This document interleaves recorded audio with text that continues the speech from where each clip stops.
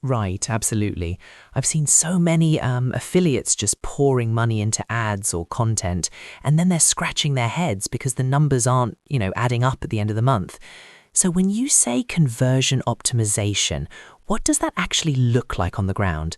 Like for a beginner or intermediate marketer, what's the first tangible step, Emma? Oh, that's a brilliant question, James.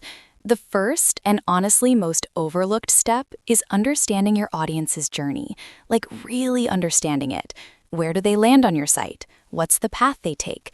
Are there any friction points? Are they getting confused? I mean, sometimes it's just a clumsy button placement, Or like the call to action isn't clear enough. It's about putting yourself in their shoes completely. Putting yourself in their shoes, okay. So it's not just about changing a headline here or there then, is it? It's more holistic. What kind of tools or methods do you use to map that journey out? Is it just intuition or is there something more structured for tracking these friction points you're talking about? No, it's definitely not just intuition, though intuition helps a bit. We're talking about actual data. So first thing, analytical tools like Google Analytics are your best friend here. You can see user flows, bounce rates on specific pages, how long they stay. But even better, heat maps and session recordings are absolute game changers, eh? Tools like Hotjar or Crazy Egg, they literally show you where people are clicking, where they're scrolling, or where they're just getting stuck. It's like watching over their shoulder, really.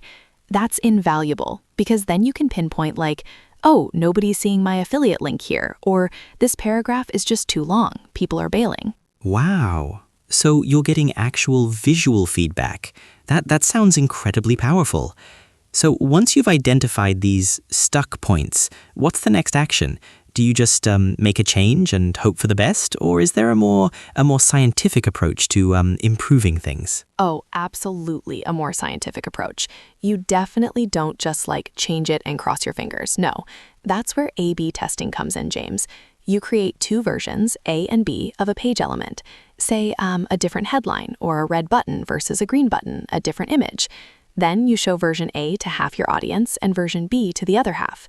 You let it run for a bit, collect data, and see which version performs better, which one, actually gets more clicks or signups.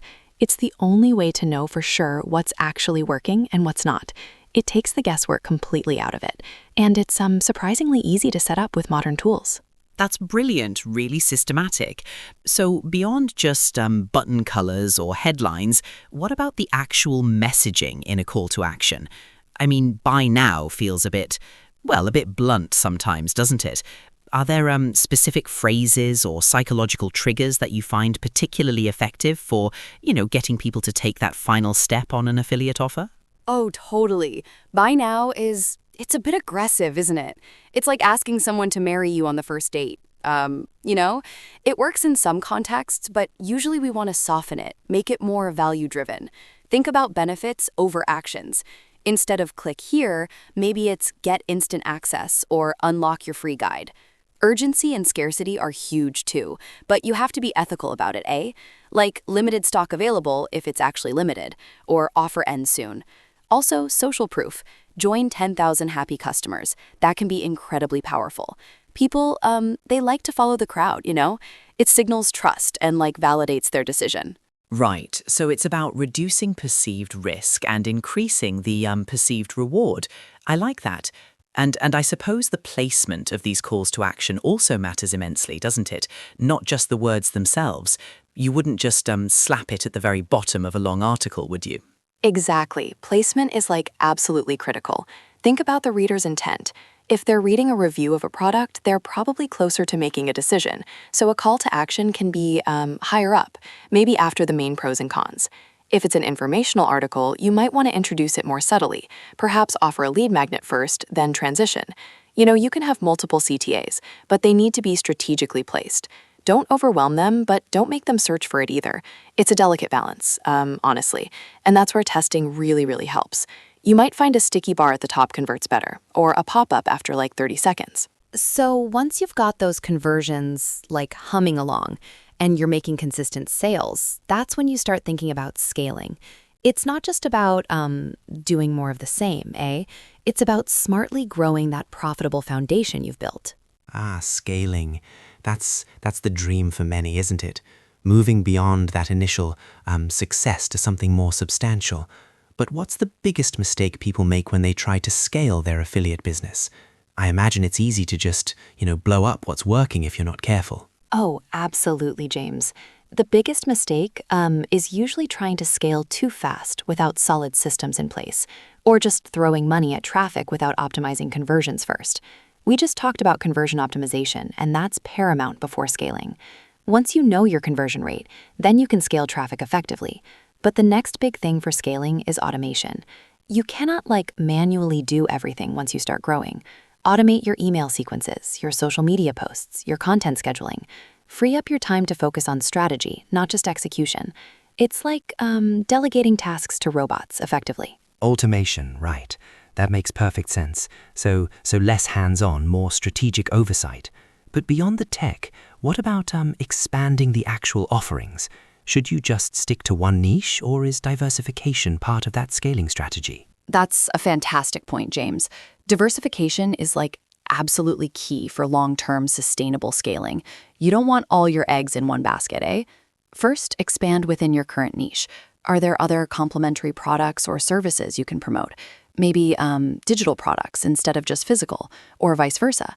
Then, once that's solid, consider new related niches. Don't jump too far afield. Leverage the audience you've already built or the expertise you've gained. And another massive part of scaling is building a team. You can't do everything yourself indefinitely. Hire a writer, a virtual assistant, a social media manager. Delegate those tasks that are consuming your time, but aren't necessarily your core strength. That's how you really free yourself up to innovate and find new growth opportunities. Building a team, that's a significant step. It really moves you from being a sole operator to managing a business, doesn't it? And with diversification, it sounds like it's about strategic expansion rather than just throwing spaghetti at the wall.